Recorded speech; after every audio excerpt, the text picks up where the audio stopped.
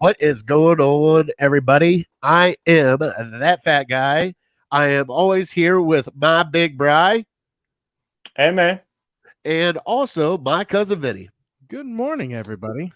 So today we are in episode 56 of Illegal Ham to the Face.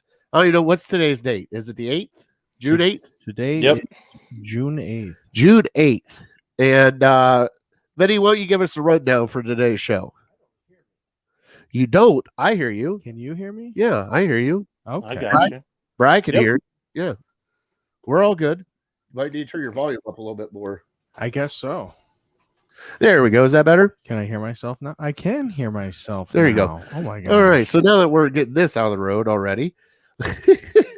So my cousin Vinny, we don't even have it, do we? All right. So today's show, we got a special show for you today. We got Justin Lada from Indians Baseball Insider, and he is going to be joining us here shortly. And also, we're going to talk a little Cavs, a little Tribe, our top 3 summer treats, and our Fat Boy Tuesday is a contest that I'm going to see if we can get all the boys into. So stay tuned for Fat Boy Tuesday. We got to get into our shout outs. So first off, I want to shout out Mulligan's last week. We had such a blast with Nick Paulus last week. He's got it now. He's got the list. I found it. He found the list. Cool. We had such. I love it. I love it. So Nick Paulus from ESPN Cleveland, a Voice of the Land podcast, joined us last week and just had a blast. And Fat Boy Tuesday was like none other. And we had tater tots, loaded tater skins. We had barbecue pulled pork sandwich. We had bruschetta. We had wings. We had the Godfather. Just tune into our last show. You'll find us on Facebook, Twitter, and on YouTube. And you guys will enjoy the food spread that we had. We had a little hiccups with some audio and some video. But, hey, what are you going to do? It's a live show. You got to do It it. happens. Sure. So, Bri, do you have any shout-outs for this week? Yeah, I got a couple. Oh, there goes my dog. I guess she's shouting me out.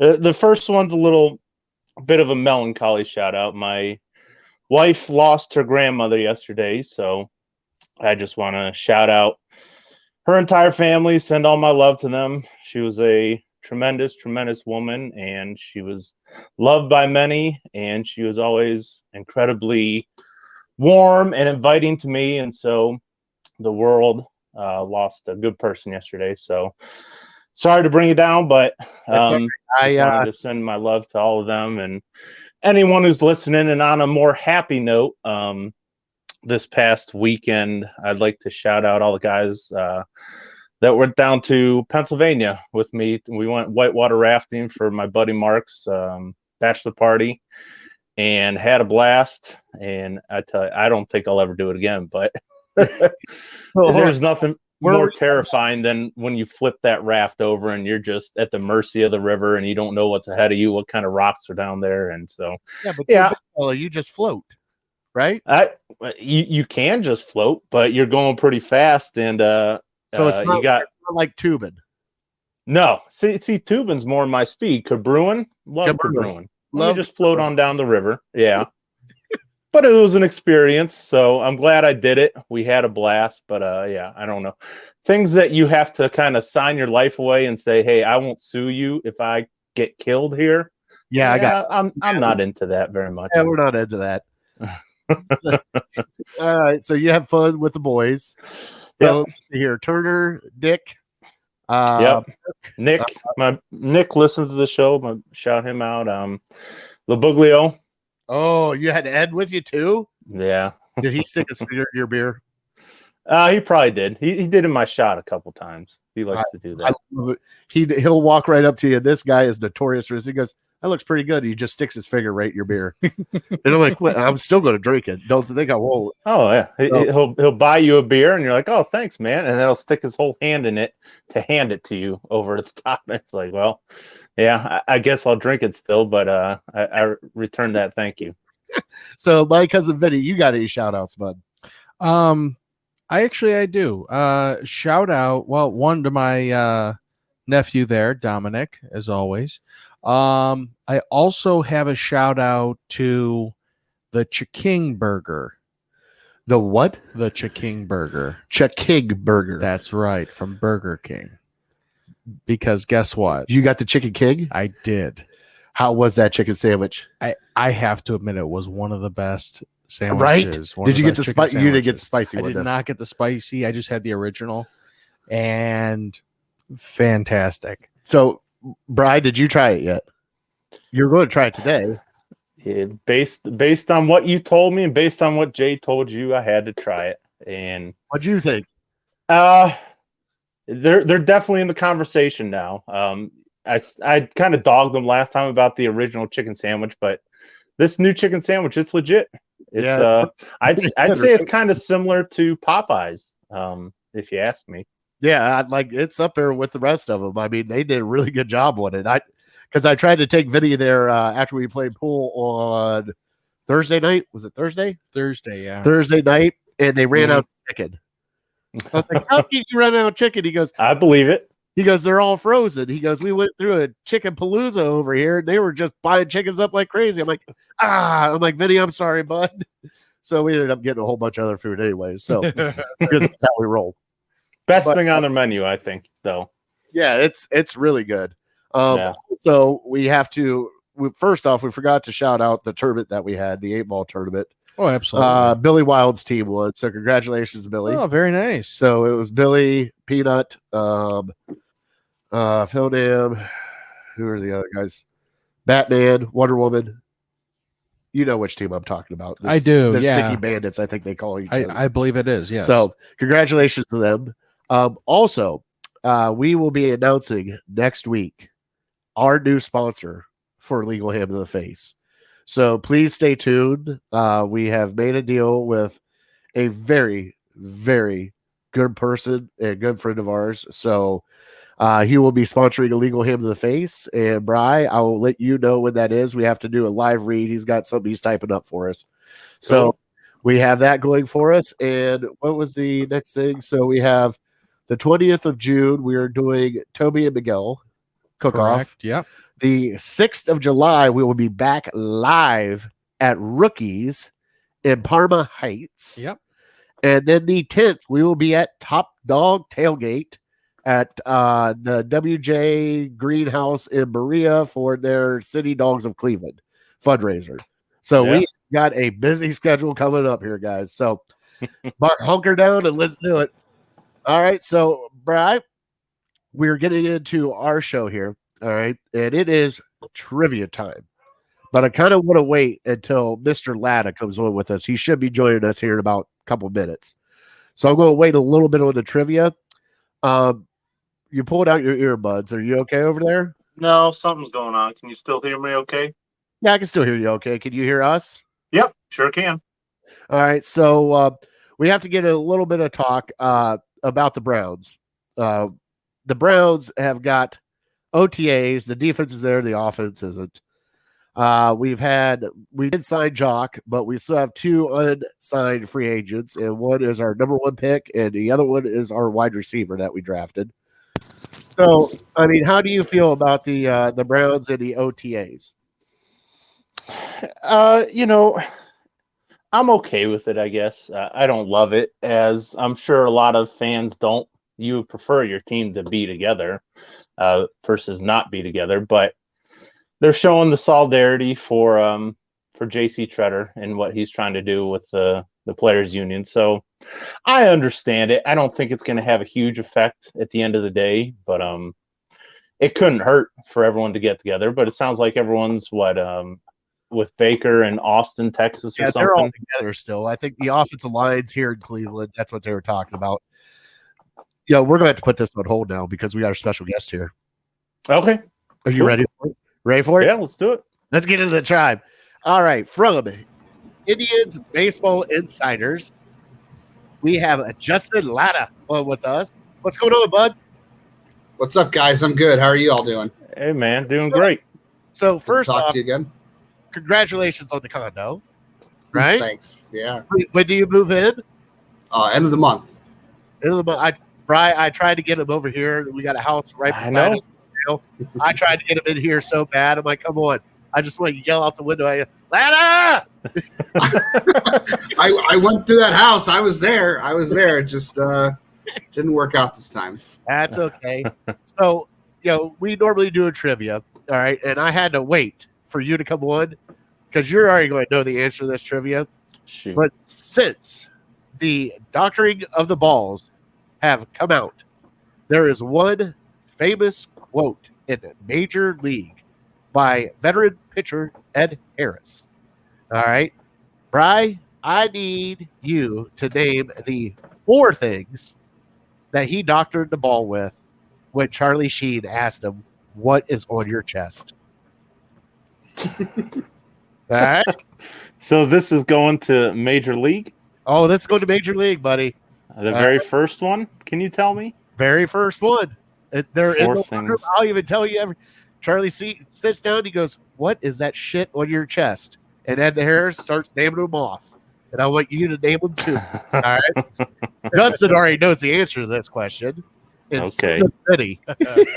So Justin, Vinny knows this? yeah, he does. Shoot, Vinny, come on. So Justin, do not spoil this for me because this is going to be fun.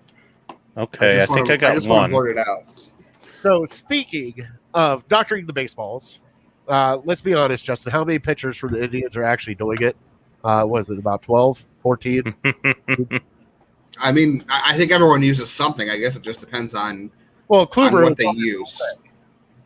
I mean, Kluber Well, was, I don't know. For the guys that go to their fingers, the guys who lick their fingers, I don't know if they're doctoring the ball that much because you're not Right. going to lick your fingers if you got sunscreen and rosin and oh yeah, but I mean, I don't think those guys are doctoring the ball if they're licking their fingers every other at bat. That's not. I still tasty. think it's hilarious. Like and I told Brian this. It's hilarious. They're going after the pitchers now when they had an entire team cheat, win a World Series, and nothing happened to them. And now they're going after pitchers, and they're talking about docking them pay. It's like, hold on, how did the players not get in trouble? But now we're going. Okay, now we got to step in now because it's getting too much. Well, Like- if you remember, the Astros are the ones who well, okay, guys have been using doctoring the ball for a few years now, but the Astros were the first ones to get the finger pointed at them about this. Trevor Bauer was the first one to point out that Garrett Cole and Justin Verlander went to Houston, and all of a sudden their spin rates are going through the roof. Yeah. So Mhm. the Astros are the ones who started this. I don't say they started the whole thing, but they're the ones who made it look like something was going on first. So what are they going to do? What is MLB going to do with? Like, can they even do anything? Like, what are they going to do? Talk to the pitchers in between pitches and go, hey, let me check that ball real quick. Let me see your glove. Are they going to pat them down like it's a security thing before they come out on the mound? Well, the way it worked in the past was if a manager or a player saw something, they'd tell the umpire, and the umpire would go look if they had reason to be suspicious, and they'd go out there and check. Like, the last guy I can remember getting caught with something was Michael Pineda of the Twins. He had, like, some pine tar, like, up on his neck. And it was pretty obvious. Now what guys are using is called spider tack, which was invented for strongman competitions, for like lifting rocks. Oh, yeah. So there are a lot of guys are using that now. I think that's going to be the thing. Like, it's been a lot of years now where guys have been using sunscreen and rosin mixed to doctor the ball and some pine tar, but the spider tack thing is like unnatural. I think that's going to be the issue. I think if the umpire goes out there and they see some sunscreen or a rosin mix or a little bit of pine tar, the pine tar might be a tip off, but the spider tack thing I think is going to be the biggest thing they look for. That's going to be the problem. Will they switch the rules up to do like a mandatory random check, or will it still continue to be if the other team asks for it, then you go out and check it? Or is this something we could be seeing 5, 6, 7 times per game, depending on how much the umpire thinks that he should be checking these pitchers out? Nobody knows. That's the whole bizarre thing about Really? this is nobody knows. I mean, they're saying that starting next week they're going to start checking for this, and you're going to be suspended. Some minor league players got suspended last week for this. I don't know who, but nobody knows. Like, That's the whole mystery, is how is this going to be reported? So, Well, in your opinion, is it a major infraction? Like, does this have a huge bearing on how successful the pitchers are? And if so, how many games should they be suspended if they get caught with some of this stuff? it's pretty bad. I mean, guys used to use this stuff, and hitters used to be okay with it because it was helping guys get a better grip on the ball. So they were like, okay, this is going to bring down hit by pitch. We won't get, hit by a pitch in the box, so we're not going to say anything. But guys are still getting hit like crazy now, and it's just because guys are trying to throw the most ridiculous spin they can on anything. Mm-hmm. It's definitely a problem. I mean, everyone, there's, the Chicago White Sox feed thinks they caught James Karinchak doing it. Obviously, Garrett Cole's been a repeat offender. Trevor Bauer, we know, has probably been doing. It's everywhere. And Bauer came out and admitted it. Yeah, right. Bauer claimed that he was just doing it to expose it so it would get caught, and I don't know. That guy's something else. So would a 50-game suspension be too steep for this kind of infraction? I don't think they'll go that crazy. 5, 10 for the first time, and then after that it'll be a little worse. I can't imagine it'll be more than 5 or 10 because these are pitchers you're talking about, Right. But if they really care about fixing this problem, they'll get a steep. They'll be suspending guys for a large amount of games like they do with steroids. But until then, I don't think really people will take them that serious. Or they just a little slap on the wrist. You have to miss one start. Yeah, that's all I can think of. And it's probably a lot of relievers, too. You don't have to be a best reliever for 5 games. That's a big, right. Missing these 2 or 3 games from him. That's true. I don't know. That's what I'm saying. This whole thing is weird. There's no guidelines. There's nothing in the CBA negotiated for it. It's just a very, it's Rob Manfred doing one of those things that he's just got unilateral control over. He's just going to do it. And that's why baseball loves him so much, because he does this all the time. Sure. Good Lord. We'll call it love. Yeah, it's unreal. When I was talking with Bry earlier today, I think it's going to help out the batters a little bit. So it's not going to be either a home run or a strikeout all the time. So we might see somebody hit 300, but I highly doubt it. If anything to improve, I guess, the 3 true outcome baseball. I like home runs. I think walks are good. Nobody cares about batting average anymore. But yeah, something's got to be done about the strikeouts and how much the pitchers have an advantage right now. It's very hard to be a hitter right now. And that's like, I just don't understand it, because I'm just, as a fan, I love watching baseball, but I don't like to watch 3 strikeouts in a row or a home run and 2 strikeouts, because it's not even a game. Like, you're just like, okay, well, it's 2-0 now. This is great. There's only been 1 guy on base. All right. Well, like as long as you get some guys hitting, and right now they brought up Bobby Bradley, so we have that going for us, right? Yeah, swing hard in case you hit it. That's kind of, and this is not, the spin rate thing is a problem for batters, but let's also remember that the strikeout issue isn't caused because guys are doctoring the baseball. The home run 3 true outcome thing started because players were getting paid better for hitting home runs. They weren't getting paid to hit 20 home runs and hit 280 or 270. That wasn't getting anybody paid. But if you hit 240 and hit 40 bombs, that's going to get you paid.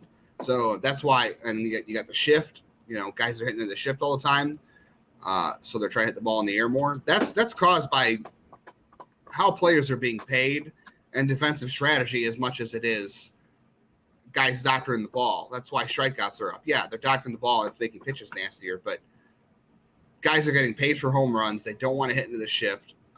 So it's not just one problem. That's maybe getting rid of the sticky substances that are causing good spin rates is part of the problem, but it's not the full equation if you're trying to overcome this 3 true outcome epidemic. And yeah, Bobby Bradley is one of those guys who's going to do that a lot. He had a good weekend in Baltimore, and he could hit 30 home runs, but he might strike out 200 times. That's the player he is. So does that close the book on Jake Bauers? Yeah, either somebody claims him or they just let him go for free, and then he gets to go whoever wants to give him a chance to revive his career. Go ahead, Brad. So Bradley, obviously came out on fire. Another guy we just called up recently, Owen Miller, has struggled a little bit in his first few weeks with the team. Did we call him up too soon, or how committed are they? Will they ride this out and just try to get him experience this year, or are they looking for some contributions from him? I don't know. I mean, the whole thing has been messed up since Franmil Reyes went down, how they're trying to piece that spot together. He'll be in the lineup here and there. And I don't know if they called him up too soon. I think their hand was forced a little bit because of the injury. You know, he only had a handful of games at AAA. It's not unexpected that he's going to struggle. There's just a really big difference right now between AAA and the majors. It's the biggest gap I think I've ever seen between the talent and how good major leaguers are and AAA. It used to be a pretty close line, but now it's going further and further apart. I think Miller would have benefited from playing AAA a little bit longer and because he didn't even play the full month down there, and that was his first trip through AAA. It didn't give the pitchers time to get a scouting report together on him and find a way to attack his weaknesses and force him to adjust back so he's more of a complete player. And now that's happening at the major league level, and they pointed out his weaknesses very quickly. And now he's got to adjust back. It's the hardest place to do it at. So I wouldn't be stunned if he goes back down, but it depends on what they really want to do. I mean, Yu Chang's looking a little bit better lately. I don't know. We'll see. I give another week or 2 weeks maybe, and if he kind of looks like he's overmatched, I wouldn't be surprised if they maybe try something different. But they also might write it out till Franmil Reyes comes back because there's not a ton of options in AAA. Nolan Jones isn't doing great. There's not a lot of other options, really. Right. So with the call-ups that we've had, all right, they're pretty much playing younger guys now. They're trying to get a feel for what this team is, and nobody knows what it is right now. It's Jekyll and Hyde. I mean, you lost, what was it, 18-5 to probably the worst team in baseball. And I don't even know what the hell happened that game. But why are they so Jekyll and Hyde? Why can they not be consistent? Is it because of the pitching? The starting pitching has 2 starters and it's been kind of shaky at the backside there? Or is it just like the lack of offense that they just don't have besides Jose? Well, that's what you get with young players is they're good. They can be good and they can be bad. And you have guys that are streaky like Josh Naylor, puts together a couple of good games, and then he's, has some rough at bats some other games. Yu Chang, Bobby Bradley's going to be that way. Harold Ramirez is still a young player. Ahmed Rosario is inconsistent. He has been his whole career. You're playing catchers behind the plate that are not good hitters, and that's what you get with young players and guys who don't have good track records offensively. I mean, it would help if Eddie Rosario would start getting it together. He looks lost. You have Jose Ramirez. Cesar Hernandez was great in May, and then he's kind of had some waves of his own, and you expect him to be a little more consistent day to day. But yeah, the back half of the rotation's a mess. I mean, Sam Hentges hasn't been good. Cal Quantrill finally got a start, and he didn't look good. And I know, some of that was defense, but some of that was his own defense. Eli Morgan, that was not. He got an unfair break with the weather that one night. You just have a lot of young guys, and it's hard. It's hard when 2 or 3 fifths of your rotation, you're just not sure what you're going to get every time out. And then you combine that with young guys on offense and veterans who are not putting it together. You just have games where they look really good and games where they don't. And that's what I expect. That's honestly what I expected from day one is a season like this where you saw a week of baseball where they looked really good, and you see another week of baseball where they look like they're a third-place team.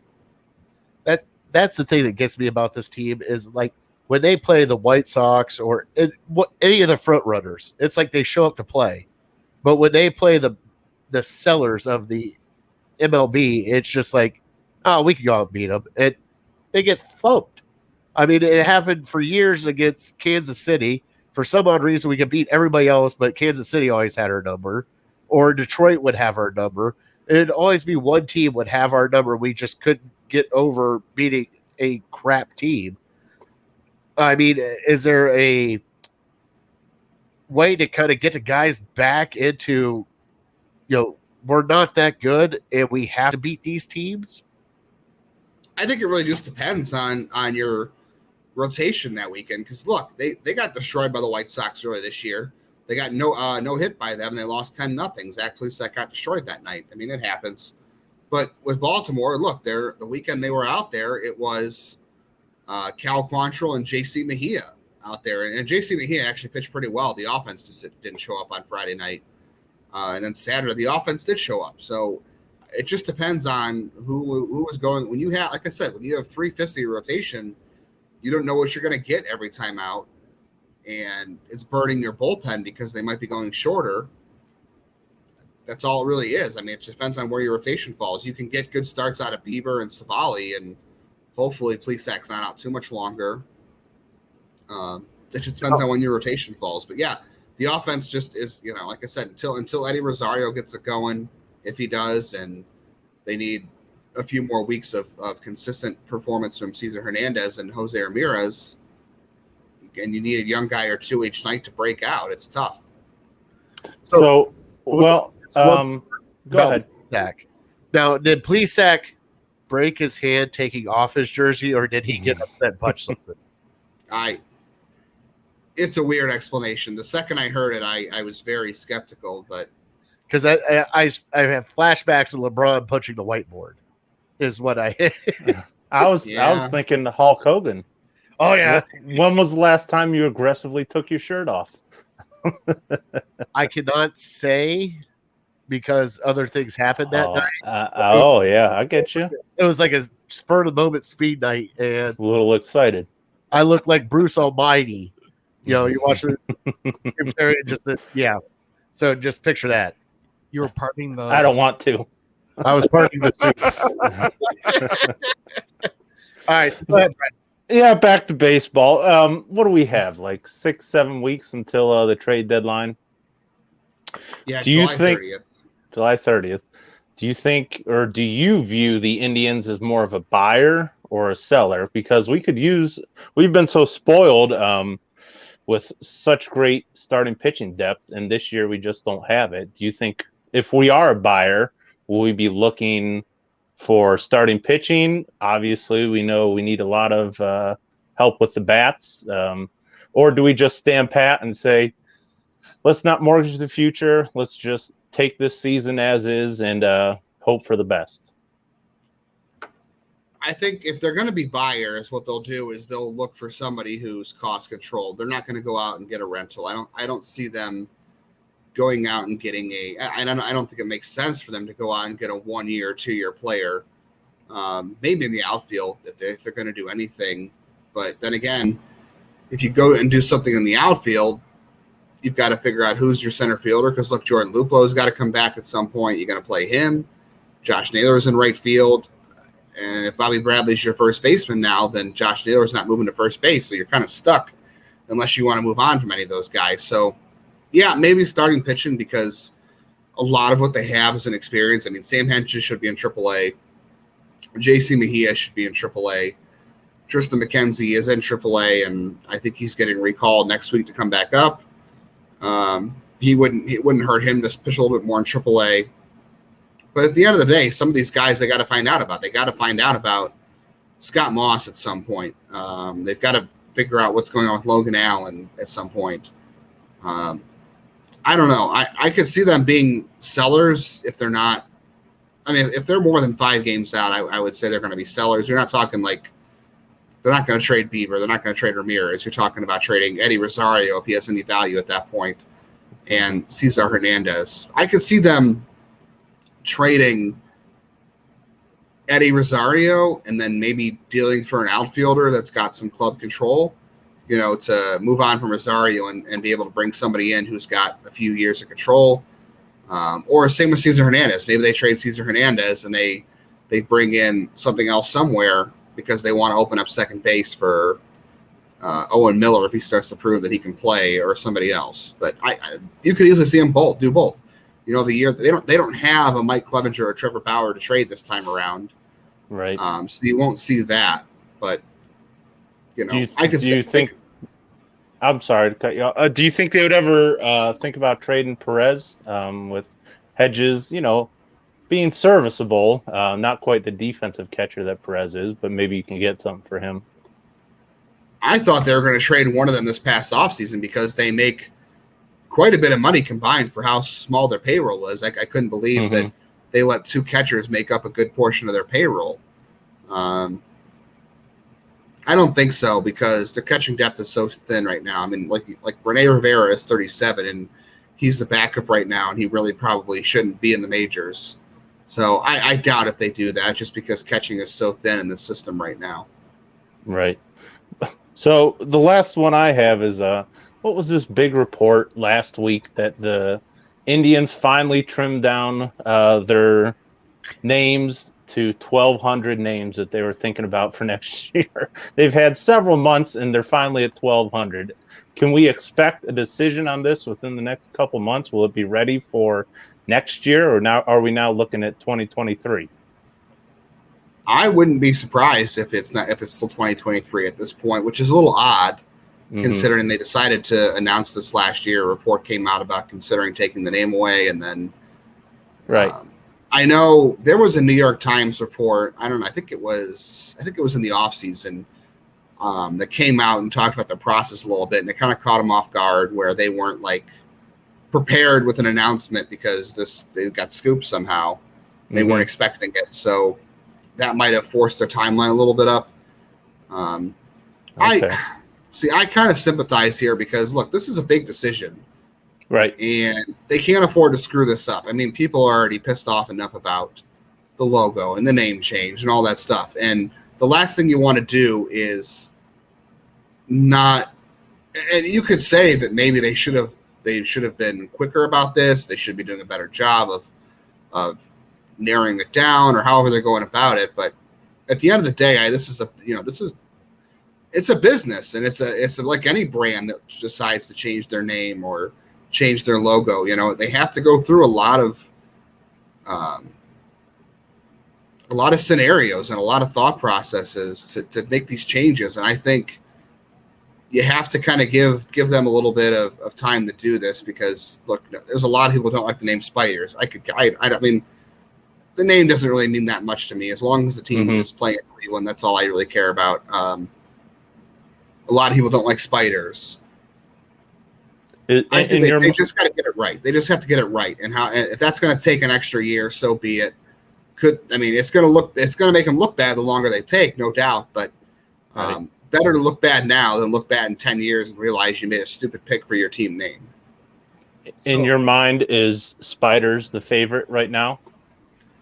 I have no idea. I would say if I was forced to make a bet, yes, but I wouldn't put a lot of money on it. Mm-hmm. So I'm going to come back on Bryce's question here. If it was such a problem, why still have the Indians name? Why not go to a baseball team like Washington did with the Redskins, with the Redskins football team? Now it's Washington football team. If it's such a bad thing, why have they not taken it back and be like, well, we're just Cleveland? There's no, I don't understand the process because Washington just went straight, cut it, ties, and let's search for something. Cleveland could have done the same thing. Why are they still keeping the Indians name? Well, I think that Paul Dolan doesn't want to change the name, to be honest with you. I don't think they want to. I shouldn't say they don't want to. I think that in light of everything that happened last summer and you see Washington doing it, I think they felt like it was time to make the change. I'm not necessarily sure they wanted to. I really don't know the right way to phrase that, but it was more necessitated than it was proactive. It's not like they were, last April or May thinking about this, about doing it. Things happened where it forced them to reevaluate it. And I think there was some quote about Paul Dolan saying he'd love to use the word, Cleveland Tribe, but it's too close to the Indians, so they won't use that. That'd be awesome. You remember though that the problem with the Washington was that it was their advertisers. It affected their team revenue. They had some major airlines and some other sponsors that were going to take money away from them if they didn't make a change. Cleveland, as far as we know, hasn't been threatened with losing advertising money by keeping their name. So Yeah, they could have. I mean, I think it makes sense for them to change the Cleveland baseball team or Cleveland baseball club in the short term, just so they stop looking stupid and fiddling around with this. But yeah, there's no money being lost right now from advertisers, so I think that's why it's staying. So, where can I get the hat that you're wearing? Is that a Wild Thing hat? That thing looks amazing. Yeah, it's from Baseballism. I think it's sold out right now, but I got it at the I got it at the Baseballism store in Cooperstown in 2018. Oh, so what it is it's the baseball with the mohawk and the glasses and the tribe feathers coming out the back, right? Yeah, it's the logo from the Major League. It's on the movie case. Oh, so transitioning into that, let's do our trivia answer now while Mr. Lada is still on here. I just got 3 of them. All right. So the great Eddie Harris, sly veteran that he is, and he played that role good. I mean, anybody that steals Joe Boo's shot, it's the man, because I would not mess with Serrano. So, Brian, the 4 things that he said he liked to doctor the ball with are. I have no idea. I don't remember this part of the movie at all. So this is purely an educated guess and kind of loose on educated. Here they are. My 4: snot, spit, chewing tobacco, and hot sauce. Did I get 1? You got 1. Which okay. was all right. So the line goes, what's that shit on your chest? Crisco, Bardol, Vagisil. And if the oops watch me real close, I rub some jalapeno up in my nose, I put snot on the ball. All right, I got 1.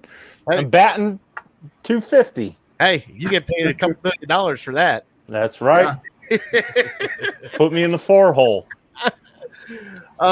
Justin, thank you so much for coming on with us. You can find Justin at JL_baseball, and you can also find him at Indian Baseball. Is it Indians Basball Insider.com. For now. Also, you have a podcast that I had no clue that you had a podcast. What's your podcast, bud?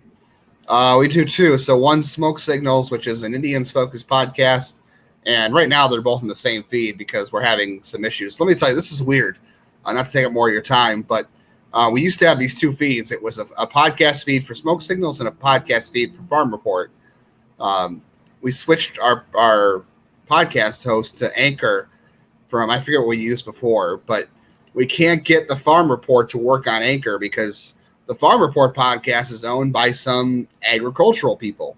Oh boy! So it's being blocked. I tried to change the feed on Anchor for Farm Report, and they said, "Well, someone's already taken this, and it's some agricultural podcast." So right now it's just Smoke Signals, and we do an Indians episode each week, and then we do a Farm Report episode each week. All right. Well, Bud, I can't thank you enough for joining us, and congratulations again on the condo. Yeah, I still wish you would have been right here beside us so I could just start yelling out the window at you. But, that's okay. I understand. Hey, my wife was more excited because the people that came through that house were sitting there going, we were people watching. We're like, nope. Maybe those people. Nope. So she goes, are those ones? I'm like, I think they were, honey. She goes, tell them to move in. So she's the one that kept telling me to message you the price of the house. Yeah, getting stuck with the bad neighbors, no joke, man. I trust me. Hey, we did it like when we first moved in. We had one cool neighbor, and then the neighbors that just moved out. At first, it's a little shaky. Then it ended up getting better afterwards. So right now we have the one neighbor that never comes out of their house, and now we're getting new neighbors. So I'm kind of curious to see what the new neighbors are going to be because we don't have a privacy fence. So we're going to be seeing them a lot. Maybe it's time to invest in that privacy fence if it's not a good neighbor. We tried. We've talked about it. So it's still on hold. But thank you so much for joining us. And thank you, Justin. Catch him. Thanks for having me. He tweets all the time. And something, you cannot go wrong with that hat. I'm going to, after we get off here, I'm going to hit you up and I'm going to see if I can get a hat from you. Okay. Yeah. All right. But have a good night. You too. See you guys. Later, man. So that was Justin Lada from Indians Baseball Insider. And I'll tell you what, he kind of hit us up with the snot balls. He hit us up with what's going to happen here at the trade deadline, possibly. And I kind of agree with you, Brian. I think they can be buyers and sellers. It depends on where they're at. But So, I have yet to be determined. I still have a feeling, though, that depending on where they're at, if they are like a couple games behind, I have a feeling that some of these veterans that they have on payroll, Cesar, Eddie, all that stuff, they might get shit. We're still going to keep Jose because Jose is under like one of the best contracts ever that the Cleveland's ever Do you made. know how many more years we have with him?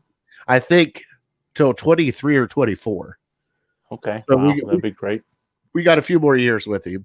Mm-hmm. But I think they might ship out those and start playing the young kids and see what they have in the young kids. Which is right. Take a well, it's hard to say because I was going to say take a note from what the Cavs did on what not to do, because if you're going to dip your toe into a rebuild, it's not going to work. You have to go full on rebuild, or you have to full on commit to competing for a playoff spot, because if you're just waffling in the middle, it's not going to be good. Bri, we've been waffling in the middle since Terry Francona got here. No, get out of here. Well, we competed for a championship. Okay, yes, one championship. Okay. Yeah, and we made the playoffs and probably should have beat the Yankees one year. Well, think about it, though. Baltimore took the bottom right out. Kansas City took the bottom right out. Detroit's taking the bottom right out.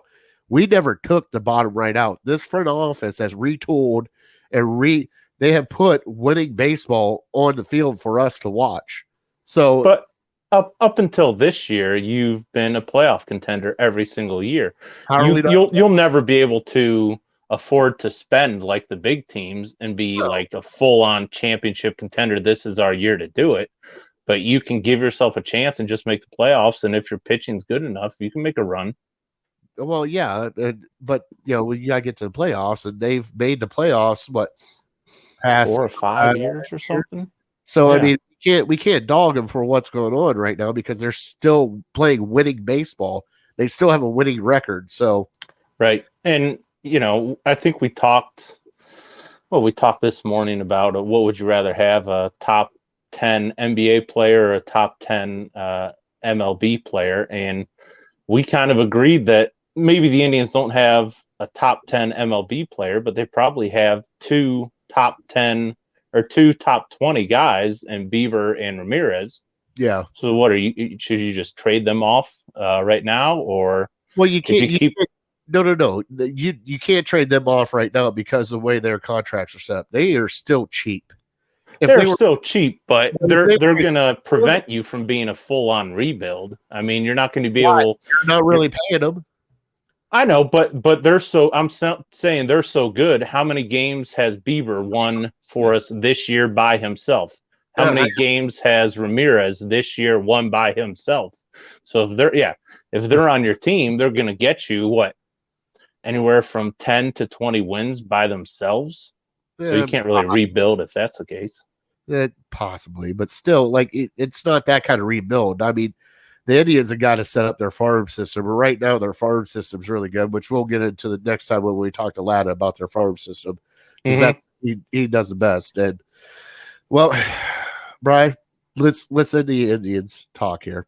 All right. Sure. We did talk a little bit. Let's finish up the Browns OTAs. Before we get into Fat Boy Tuesday, okay? So Indians OTAs, the Browns OTAs, my whole thing is it's voluntary. You know something? If you don't want to be there, don't be there. It doesn't matter to me. As long as you're there for the mini camp and the training camp, I don't care, because I know these guys are working out. They're not coming in like Dwayne Bowe and just collecting a paycheck. These guys are actually working, and I know they're working because we see them working. They're meeting up with Baker and Austin. The offense is getting, at least the skill players are getting there. The offensive line is together here in Cleveland somewhere. And the defense, Myles Garrett showed up to shore up the defense. You got so many new guys coming in on this defense. Myles Garrett, your two top leaders on defense, Garrett and Ward, were here right at the beginning. Just to get you guys acclimated and get everything, So it is what it is. I don't know why people think that you're going to get an extra percentage because other teams are doing a full OTA. Oh, they're all there. Well, they're going to get a percentage. They're just walking through anyways. I don't understand why it's the Baker has the playbook. He's going through all the plays. I don't understand why these other teams are getting advantage. Explain that to me, Bri. I can't, but it's hard for me to get too upset about it because I know we do have the mandatory one. Is it next week? And so, we have a couple days here with the defense or a couple days there with the offense that we're missing out on. I'm not too upset about it. Obviously, everyone that's listening to this works 40 hours a week and goes to their job 12 months a year. So it's like these guys can't roll out and, spend 3 days on the football field in the middle of June. What's the deal with that? But it could help. I don't know how much it really helps because they'll have plenty of time in between now and the start of the season. If you're calling in to local talk radio shows and saying, man, the reason we lost to the Chiefs was because we weren't all there at the start of June for those voluntary workouts, then I don't think that holds a whole lot of water. No. Did I well, do you want to say anything else about the OTAs? Not really, because I just don't think it's that big of a topic. I mean, everybody's freaking out over it. They'll be there when they're there. All right. As long as they're there for training camp and mini camp, I don't care. That is like my big thing because they showed last year that they don't need to be there for all this. Mm-hmm. Like my wife does not need to go downtown to work. She can work from home. Like these are the things. Now you and I have to go to our job for what we do. But if you can stay at home and do your job and actually work out and do their job, I understand that some veterans like it. Rookies and, early players need to do it. I get that. But if you're a veteran player, I wouldn't even say established, but if you think that you've got a handle on everything and you can actually be an adult and show up to practice in shape and on time, then that's all I care about. Right. And there's plenty of time between now and the start of September. So, if you show up, if you're out of shape now, you can get in shape by then. You have a couple months to study the playbook. And if you're not good enough at that point, at the end of August, start of September, you're just not going to play. So it'll work itself out, I think. All right. But one more thing? It just real quick, I talked about us going to Pennsylvania this past weekend, and it was actually the first time I ever went through downtown Pittsburgh, and it's just as terrible as I ever thought it was. We hit rush hour traffic. It was awful. Yeah, and all the one-way streets. We didn't go in downtown. We just kind of went like on the highways through it, so I could see how terrible their stadium was. It looks like it's about to fall down. It's just an awful, awful city. But on our way to there, we stopped at the Mountaineer Casino, and that's in West Virginia, and they have sports gambling there. And I really wanted to make a bet on the Browns. I just couldn't pull myself to it. So I was going to ask you, would you have done the bet I wanted to make was the Browns making the playoffs, and I thought I got all the confidence in the world in them. I don't think it's going to be a super popular bet because they've only been good for 1 year. But the bet was you have to put down $200 to win $100. Would you have done that? No, God, no. I know. Those odds are terrible. Yeah, no. Like Super Bowl, maybe. Did you play Super Bowl bet? No, a couple guys I was with did play the Super Bowl. You put $100 down on the Super Bowl, and you win $1,600. Hold on. Did you put money down on Michigan to win the Big Ten? No. Oh, heck no. I don't even know who their quarterback is going to be, and their coach is awful. Yeah, bring Shea Patterson back. We're seeing why Shea Patterson was so good, and it sounded like a lot like DK Metcalf and AJ Brown might have had something to do with that. But yeah, so they $1,600 for the Browns to win the Super Bowl. I didn't put money on that because I figured, well, if the Browns win the Super Bowl, I'm gonna be happy as I could ever possibly be, anyways. So me losing out on $1,600, I'm not gonna be too pissed about that. All right, so Brian, we gotta get into Fat Boy Tuesday. You ready? Let's do it. And now it's time for Hey, I love live shows. Love them. By the way, I heard that. This just so that we can do it. I know Bri heard it, but I need everybody else to hear it. And now it's time for Fat Boy Tuesday. All right, so it is Fat Boy Tuesday, and I got to remind myself to plug in my phone when I do stuff like this again. So, Fat Boy Tuesday today, my wife, the wonderful, wonderful lady that she is, I have to tell one story from our Mulligan's trip. I brought my food home with me and killed off. I got 24 chicken wings. All right. Probably could have killed them all off, but I saved some for the next day because I'm a weird cookie, especially with like KFC, that I save chicken for the next day. So I come home from work, and that's the only thing I can think of in my head is I still got leftover chicken wings. I cannot wait to get into those. I walk in the door, and I see her typing away on her computer, and I look on the counter, and there's a plate with chicken wing bones. And my first words out of my mouth were, "Did you eat my chicken wings?" She goes, "I had 3. Shut up, fat ass." I'm like, okay. Love you too. So on that note, we did have a great time at Mulligan's. Food was fantastic. Check us out again on that. But I have a burger contest I'm bringing up to these two. All right. So this burger contest is being put on by Heinz. All right. Heinz, Pittsburgh Heinz. All right. Gross. I know, but this Get Hunt's ketchup's much better. Okay, so this is a grand prize of $25,000. All right. You can travel and taste the best burgers in the United States and receive free Heinz condiments for life. All right. So all you got to do is build this burger. All right. However you want to do, you take a picture, you send it in, and they are doing it on sauces, and you have condiments that you can use. So the 7 condiment categories include ketchup, mustard, mayo, relish, barbecue, flavor combination, and freestyle. Okay. You take a picture of your burger, you send it in, they judge it, and if you win, you get 25 grand.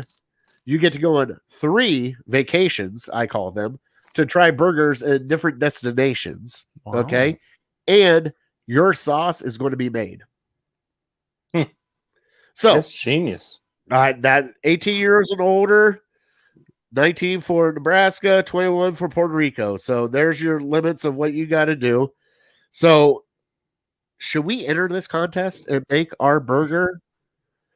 Each of us make a burger for this contest? So I need a little clarification because you were telling me about it this morning. And is the winner going to be who makes the best burger or who makes the best sauce for that burger? Okay, so to enter a chance, we're asking contestants to submit a photo of their burger masterpiece. So it is pretty much a picture of the masterpiece, but you can put it in those categories. So if you have a mustard or a ketchup or base, or you mix them together, like I would love to do the freestyle and just start mixing stuff together and see what happens. I got my team. I know. I hear Betty. You hear Princess? Oh, of course I do. Princess is just good. Princess. She loves Fat Boy Tuesday. She definitely loves Fat Boy Tuesday. But you pick the category, and then you can upload your photo of the masterpiece, and the judges will determine winner on the 4 criteria: creativity, presentation, build, and sauce. So those are the 4 criteria. I think we should do this. I think we'd be great at this. Yeah. An illegal ham sauce. Oh my God. What would the illegal ham sauce be? Wow. That's where I was getting at. Do you guys have a special concoction that maybe might taste good that you've never had before or have never seen? I think we should all just get together and start mixing sauces together, see what we like. Yeah. Trial and error. And make a burger. Make the illegal ham sauce. I like the sweet and spicy stuff and maybe possibly a little bit creamy. So we would have to go. So we would be entering in the flavor combination or freestyle, right? Yep. All right. I don't think there's anything that says, though, we can't enter it in more than one. Oh, yeah. You know? All 3 of us do a burger? Absolutely. All right. We could do that. When I was in Pennsylvania, I saw something I haven't ever seen before. It was a banana pepper mustard, and they had like 3 different kinds. You Ooh, ever heard of you're a banana mustard pepper fan. mustard? You're a mustard fan too. Yeah, I didn't get it, but I had to take Yeah. a double take. I And got it just to try it. banana pepper mustard. I didn't know. Yeah. I don't know. What do you I would mean? try it. You don't like banana peppers? No, I do like banana peppers. Just I don't know. Something about it shocked me a little bit, and I was like, I don't know. Would that be good or not? So I what? would have tried it. I would have tried it. It was after, so it was at the end of our trip. You know, Oh, we were eating hot dogs and hamburgers basically the whole time. So I probably would have got it if I saw it before. And by the way, one thing about Pennsylvania that's very weird: you can't buy beer anywhere but the beer store. Yeah. Did you know that? Indiana's Messed up. Way. Wow. That's messed up. We had to like drive 20 But minutes out of our way to find a beer store. Yeah, but in Indiana also, you can actually buy a keg out of the beer store. Okay, I can get down with that. Because that's what we used to do when we lived over in the northwestern half of Ohio. Is we would just go across the border, buy a keg, and bring it back instead of having to pay the deposit and all that other crap. Oh yeah. We were only like an hour away from the border. It was only an hour drive. Get a keg and come back. We did the same thing at Toledo. No, and Brian did the same thing. And Plus- we would go up to Michigan. Plus, we would get some Everclear and make a trash can party. Yeah, you know about those, right? All right, so let's end Fat Boy Tuesday. All right, we're going to. Oh, Lily is just upset. What's going on? Mama must be home. Oh, Mama's home. All right, Go on. so we are going to get into our top 3, and I picked this out for us tonight. Our summer sweets. All right, it's summertime, and I wanted to know what your summertime sweets were. What you like to go to for a hot, humid, muggy week like it has been this week, and what you're going to. And I'll go first to give you guys a little example. So my number 3 is a push pop. I love the orange push pop, like the little Flintstones push pops. Okay. I cannot. I remember those. No, I remember those too. Number 2, the drumstick. Mm-hmm. That is my absolute favorite thing besides my number 1. And my number 1, and you can never go wrong with it, the ice cream sandwich. Hmm. All right? You can't go wrong with it. You're going to get messy. It's going to get sticky and gooey, but it's good. Yep. So- Are you talking the one with the chocolate cookies kind of on the outside, the standard ice cream sandwich? Yeah, standard ice cream sandwich. I can Over eat over what? over the Chipwich? The chip. Yes. Really? Yeah. Oh, the Chipwich slam dunks all No, over the normal ice cream sandwich. I'm not a cookie. I'm not the cookie switch. No. Oh, okay. All I'm right. just the original. I'm OG. Okay. So, Vinny, why don't we get your top 3 sweets? Yeah. My top sweets. Top 3 sweets. It's gonna sound a little weird, but hot apple crisp. I've always liked that. Yeah. I think I kind of did this a little differently. I think I know where you're going with it now after hearing your top 3. I did a little bit too, but go ahead, Vin. Yeah. My top 3 would be like hot apple crisp. I used to, you could always swap the apples too with peaches. Or cherry. Cherry crisp is Cherry crisp is amazing too. Absolutely. All right. Cherry's one of my favorites. I just went ice creams, but that's just me. Yeah. It's all right. We have other sweets. Yeah, like Because specific we have other stuff that we could talk about. Like I love the sun tea. Brian, you remember sun tea in a glass jar? What? You get the tea bags in a glass jar. You just stick it outside and sun tea that thing up. No, I don't remember that. What tea before? Yeah, I have, but that wouldn't be like a sweet though. When I Would think you sweet, would you get my grandmother's sugar in there? that's true. I mean, you got enough sugar in that thing to rot your teeth out. Yeah. Take a sip of that. It's like you're drinking a Four Loko and a Monster all at the same time. Jeez. All right, so go ahead. You're taking me back. Number 2 would be I have as a turtle sundae from East Coast Custard. Okay. Specifically. Now, I've never been to East Coast Custard. Can you guys Oh. beve that? I love East I've never been either. All right. So what's a custard? Ever since I was a kid. Well, you're from it's the more East of a- Coast. No. I moved out to the East Coast. There's a big difference.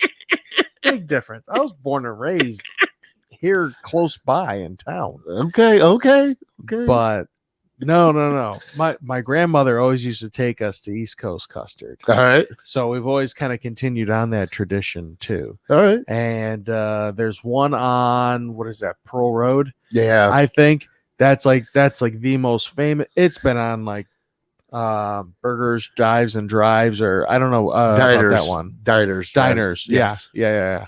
It's been on one of those as like one of the best places too for ice cream, custard, the whole 9 yards. Yeah. So I was Sweet. using Turtle Sundae. All right. Love it. All right. Number one. My number one sweet treat would be the s'more. Oh yeah, you can't go wrong with a s'more. You know, Campfire s'more. anyone that's got a campfire typically does Cheers s'mores to that, with it. Diddy. That's I had some this last weekend. There That's you go. great. All right, so let's get into Classic. Bry's top three. Number three. Yeah, I'm glad you guys went first because you jogged my memory on a couple of these. I already had my list made out, but my number one, this isn't truly my number one because nobody else has had it, but my grandma, when I was working down at the apple orchard, we'd come up one day a week and have lunch with her, and she'd cut us up some strawberry shortcake or peach cobbler or something, and she would just dump sugar on top of it. It's like, oh, thanks, Grandma. Now I need a nap before I go back for the afternoon. That's not, and a couple other honorable mentions were you were talking about what you get from like an ice cream truck. Have you ever had a two-ball screwball? Yes. What's the two ball? Vinny, what is it? Like a sherbet with a couple of gumballs at the bottom? Right there at the bottom of it. Yeah. Oh, I've never had that. Yeah, we actually had the ice cream truck go by not too long ago. He says, "Love," I'm like, "Let's go on out. Let's take a look." Now, did you run out as a kid? No. This was like just a week ago. I know, but Oh, yeah. I got money. Well, you know, I had her by the hand though too, so we kind of went out like kids together. Start kicking her. Let's go. Yeah, He's gonna go by us. poor Ashlyn. You know, she was like, "What are you guys doing?" So she ended up coming out too. So you know, all three of us, you know, we were so excited we started going out alone. But yeah, Heck yeah. she caught right up. Another one from the ice cream truck was it was like an ice cream sandwich, but it was on a stick, and instead of being like your chocolate cookies, it was like a vanilla, like a puffier cookie, but on the outside it had an imprint of WWE wrestlers on it. Yes. Do you remember that? Yes. Do you really? Like Yes, Undertaker was on there, and Hulk Hogan was burned on the side. Yep. I used to love those. Okay, so that just, you guys talking about that sent me back. Let me get into the top three. I'll shout out. Well, some of them are local businesses, some aren't. I talked about it last year, and it's a seasonal thing. It's the Frosted Animal Cracker Blizzard from Dairy Queen. Yes. Really good, but it's only offered a couple times during the summer. I know, so but it's such a game changer. it is. And another one, there's about a mile from my house, we walk there a lot, is Handles. I don't know if you guys have a Handles near you, or if you've ever been. They have one, and I don't think they offer it anymore, but at the start of the summer they did a Nutter Butter ice cream. You know, the little Nutter Butter cookies Oh yeah. that's shaped like a peanut? Yeah. They have it in vanilla ice cream, and it was to die for. All right. And number one is also from Dairy Queen. It's also a seasonal summertime thing. It's something new, I think, this year. I'd never had it before. It's the Girl Scout Cookie Thin Mint Blizzard. Have you had that yet? Ugh. You gotta try it. It once. I cannot do Thin Mints. No, really? I am not a Thin Mint guy. Oh Like those- man. No. It looks like You like- chocolate. It looks like chocolate. It tastes like mint. It's disgusting. Do you like chocolate chip ice cream? Mint chocolate chip? Hell no. Really? Not a mint guy. Wow. That is where this is where we go off the deep rails. I am not a mint guy. Like my stepsister growing up, every time we got Girl Scout cookies, it had to be 45 boxes of Thin Mints, and I got my 1 box of tagalongs. Yes, tagalongs. Absolutely. I would do the tagalongs and the shortbreads. I was- Those were my 2. I was tag along all day long. But yeah, Thin Mints, all that. No, hell to the no. So I always get the tagalongs and the do-si-dos mixed up. What That- are the tagalongs? The tagalongs Oh. are the peanut butter, the chocolate covered peanut butter wafer. Oh, and the do-si-dos are like the peanut butter cookie ones? Yeah, the peanut butter sandwiches, like the Nutter Yep. Butters. Right. Gotcha. Okay. So- Those are both Now we're great. getting Girl Scout cookies. All right, Bri. So we are here at the end of the show, and I got to surprise Bri here at the end of the show. Next week, we have, and it's confirmed, the power couple of competitive eating is going to join us next week. So stay tuned. We have Nikki Studo and Nick Weary joining us next week. So I cannot wait. I'm so excited. I got the confirmation right before we went on the video here, Bri. So stay tuned. Okay. next week. All right. We love our troops. We love our first responders. Thank you guys so much for everything you do. Thank you to Justin Lada for joining us. That was absolutely amazing. And Justin's great. I still want him to live by me, Bri. You think we can still make that happen? It's not too late. It's not too late, right? You should do something like they do in Step Brothers, where you try to deter people from living in the house that they're moving to. Oh, that house. I already did it with our house. Is I would go out on the front porch in my underwear and scratching my belly button. And I go, y'all buying that house over there? And then Hope's yelling at me, get back in the house. I'm like, no, honey, we got new neighbors over here. So this she hates it when I do that. She's like, she goes, you know you wouldn't do that. I'm like, I know, but it'd be hilarious if I did. See the look on their face. So Just slam yourself a bush light, throw it up in the air, pull out a shotgun, and shoot it. now you're giving me ideas. I'm just telling that might scare people off. That might bring people in. I don't know. Depends where you live. All right. So starting July 6th, we will be live at Rookies, and we will be live every Tuesday at 6 p.m. after that. Okay. So stay tuned. We're about to do it. We're going to break the Band-Aid. We did a recording tonight, so I have it. It will be saved. So, Bri, you got anything to say before we close out? Yeah. God bless you. God bless your family. God bless America. All right. My cousin Vinny, you want to give him a good night? Hey, have a good night, everybody. All right. I am that fat guy. We are definitely uncorked, unloaded, and we are out. Thanks for listening.